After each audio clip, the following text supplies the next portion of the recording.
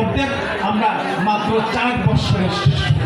এই 4 বছরে আমাদের যে অর্জন, আমার দৃষ্টিতে আমি বলবো আমরা যথেষ্ট এগিয়েছি।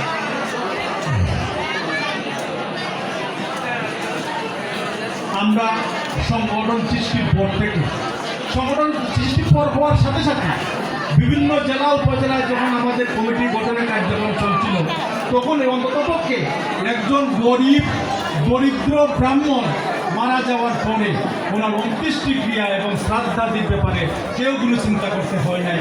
ব্রাহ্মণ সংসদ সেগুলোর ব্যবস্থা করে দিচ্ছে। এগুলা আমাদের একটা প্রাপ্তি।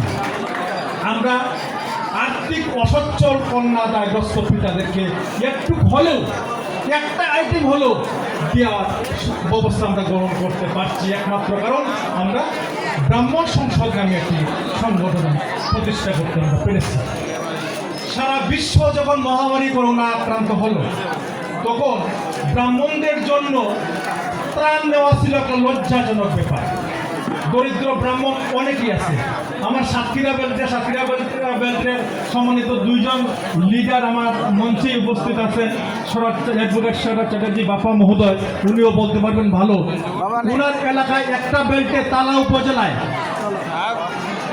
30% এবার লজ্জাবোধ হয়, কিন্তু আমাদের প্ল্যাটফর্মের গতিকে আমি এই কথাগুলো বলতে পারতেছি। 30% এবার জানলার কাজ করবে, সেগুলোকে আমাদের জন্য অপমানজনক নয়। আমাদের উদ্দেশ্যটা হলো একে অপরের সঙ্গে সম্পর্ক যুক্ত করে দেওয়া। একে অপরের সঙ্গে যখন আমরা সম্পর্ক যুক্ত করে দিব, তখনই এই অবস্থা থেকে আমরা উপরে উঠতে পারব। তো মহামারী করোনার সময় দারুণ ভূমিকা রেখেছেন এই 3 জন সাবেক অতিরিক্ত সচিব। অসিত কুমার মুকুটমণি মহোদয় সাবেক অতিরিক্ত সচিব, সাবেক অতিরিক্ত সচিব তপন চক্রবর্তী মহোদয় এবং সাবেক অতিরিক্ত সচিব প্রশান্ত চক্রবর্তী মহোদয়। আমরা আলাদাভাবে ত্রাণ দেওয়ার জন্য তালিকা প্রস্তুত করে উপজেলা নির্বাহী অফিসার এবং জেলা প্রশাসক মহোদয়ের নিকট, জেলা প্রশাসনের নিকট পাঠানোর পরে ব্রাহ্মণদের জন্য পৃথক ত্রাণের ব্যবস্থা করে দেই বাংলাদেশ ব্রাহ্মণ সংসদ। সুনামগঞ্জ জেলায় যখন বন্যা কবলিত হয়, তখন সারা দেশের ব্রাহ্মণদের থেকে আমরা ধুতি, শাড়ি, গামছা এগুলা সংগ্রহ করে আমরা বিতরণ করতে সক্ষম হয়েছি।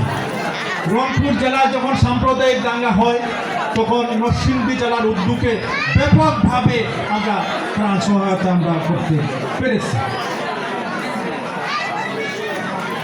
2021 সালে কুমিল্লা, চাঁদপুর, নোয়াখালীতে যখন সাম্প্রদায়িক দাঙ্গা হয়, অষ্টমী দিন, মহা অষ্টমী দিনে তিথিতে হয়েছিল। নবমীর দিন আমি ওই এলাকা পরিদর্শন করি এবং প্রশাসনিক কর্তা ব্যক্তিদের সঙ্গে পরবর্তী পদক্ষেপ গ্রহণের ব্যাপারে আলাপ আলোচনা করি এবং তাদেরকে সহযোগিতার হাত বাড়িয়ে দেই নেই শুধু, তার প্রতিবাদে সারা দেশে একযোগে মানববন্ধন ব্যবস্থা আমরা গ্রহণ করি।